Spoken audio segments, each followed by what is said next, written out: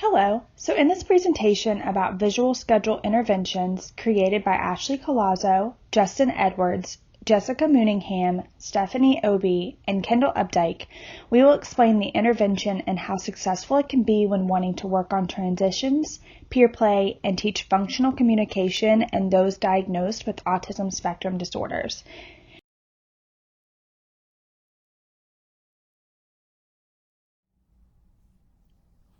Kendall lives in Virginia and is a dog mom to two wonderful pups.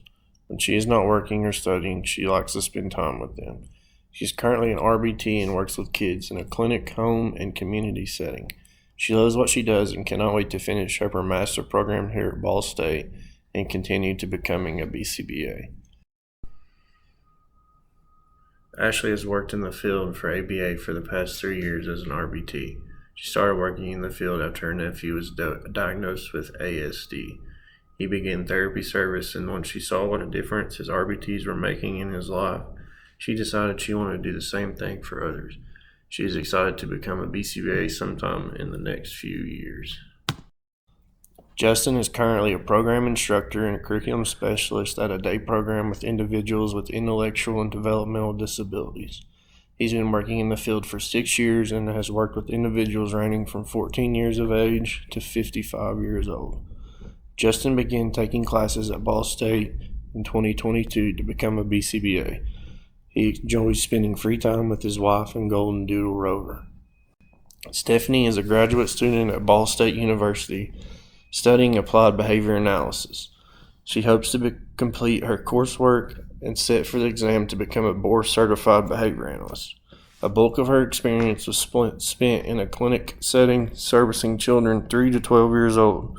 She now works as a RBT in a home setting with younger children aged 3 to 4 years old.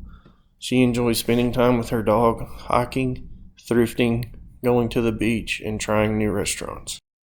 Jessica currently works in a clinical setting as a student analyst and RBT.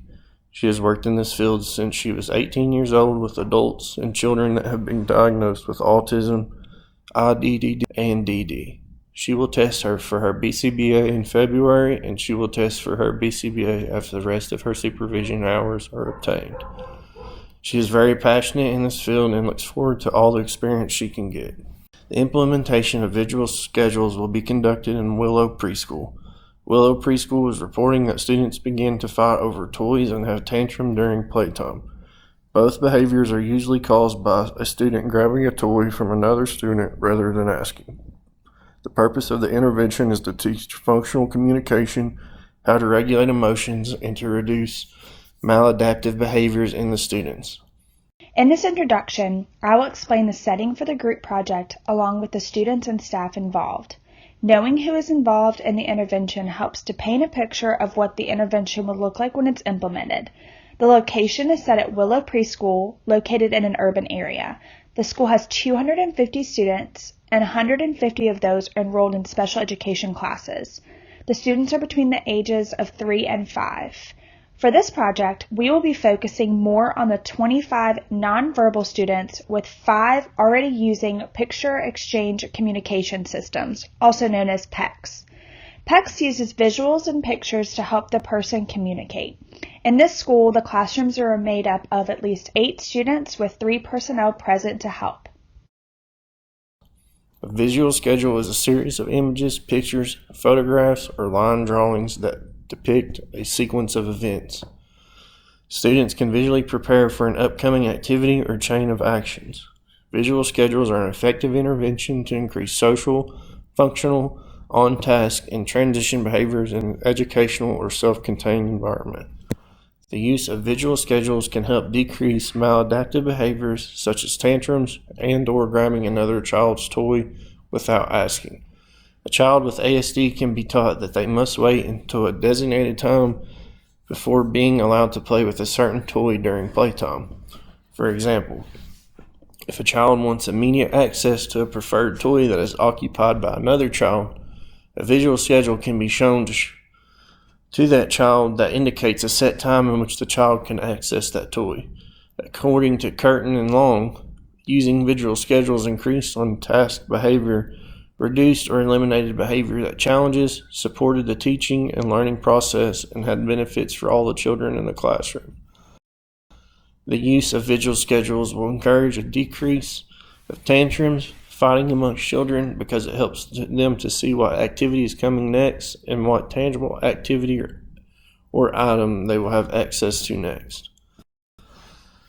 Benefits of a visual schedule can stress predictability and structure and routine, enhance comprehension and learning in individuals who may otherwise struggle with communication, supports the teaching and learning process, more likely to accomplish routine without a behavioral change, inhibits anxiety, improves understanding or behavioral expectations, learn to independently engage a change of actions without adult assistance, decrease tantrums and latency to become a new activity, increases maintenance and generalizes various social activities.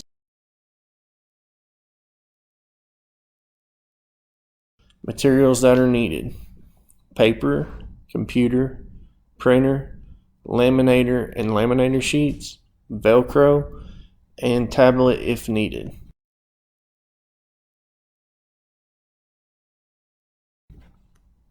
Helpful tips for implementing: identify the skill routine you want to focus on. Determine how long the schedule will be for. Choose a suitable visual format, photographs, symbols, or text. Ensure that there is an indication of when your child has completed the task. Teach your child how to follow the schedule. Remember to provide positive reinforcement when the child completes the task. Pre-implementation: gather materials, choose pictures, cut your pictures, laminate or cover the pictures, put a small piece of Velcro, create a strip board, Velcro the pictures, show the schedule to the child, use the schedule.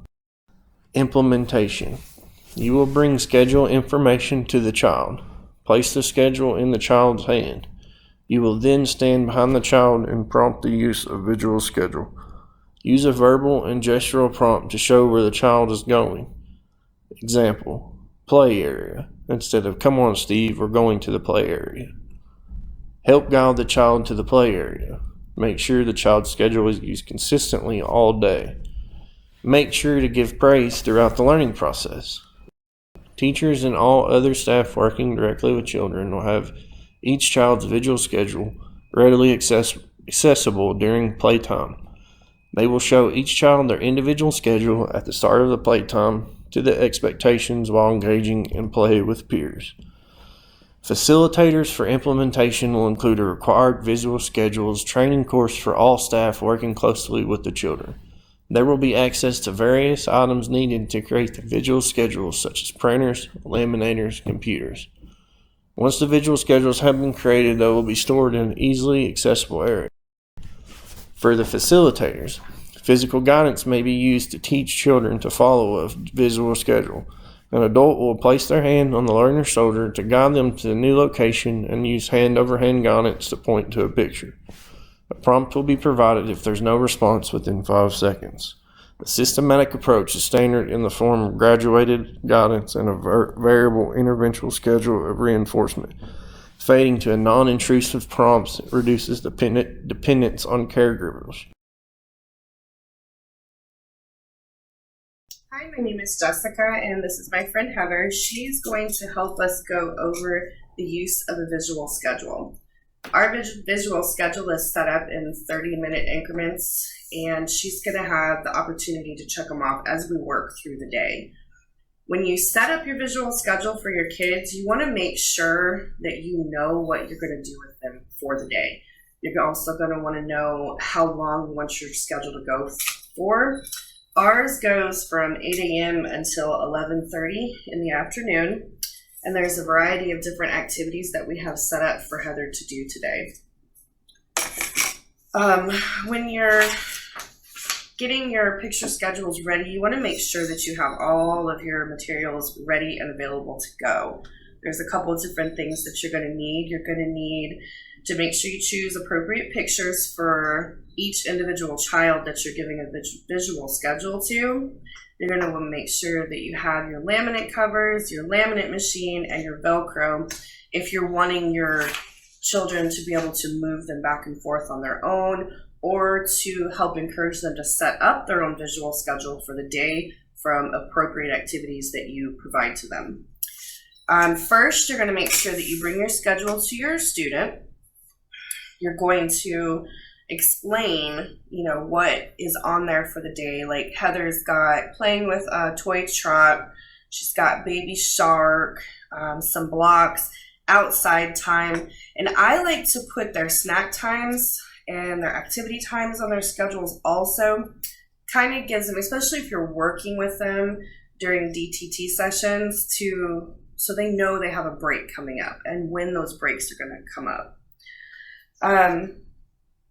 Also, when you're doing the activities with your students, you want to make sure that you help them get to where they need to go to ensure that we have less of the targeted behaviors.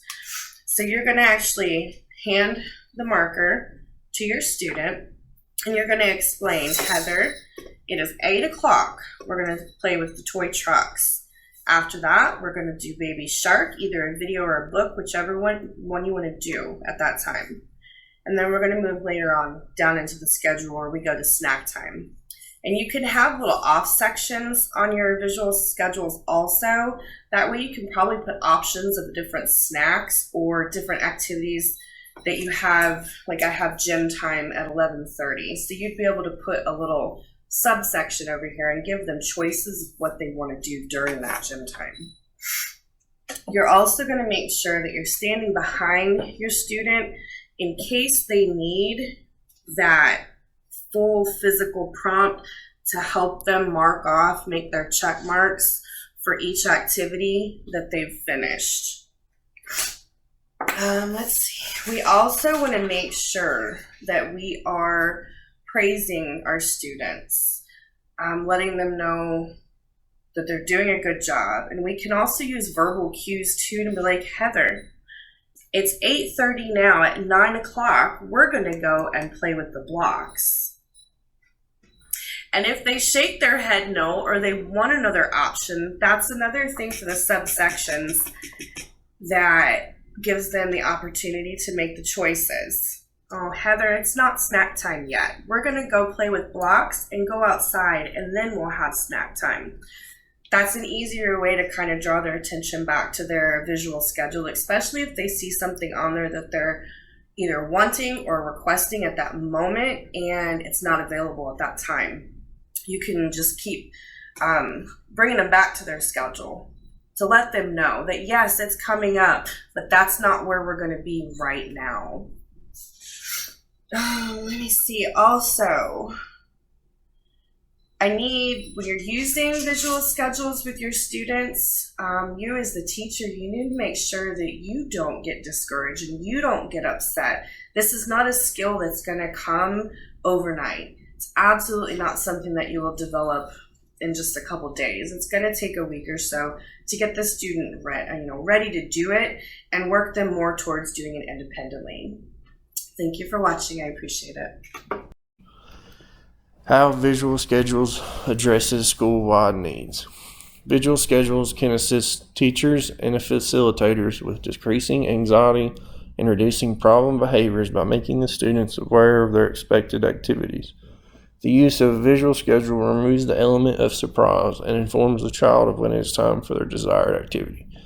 Visual schedules can assist the students to become independent when there are limited teachers and facilitators. Students can visually prepare for an upcoming activity or chain of actions. Visual schedules are an effective intervention to increase social, functional, on-task, and transition behaviors in an educational or self-contained environment. Final tips. A couple of important takeaways would be to ensure we take the time to teach the children how to use their visual schedules properly. It is important to understand that it is not a skill that can be developed overnight, so please do not get discouraged. Reinforcement is key to a children's successful learning. Limitations within a study are factors that affect the overall validity, fidelity, and results of the study. Be sure to attend additional training sessions if uncertain how to implement the interventions in any way. Make sure to set aside appropriate amount of time needed to create the schedules. Assesses what media of visual schedules is most suitable for children.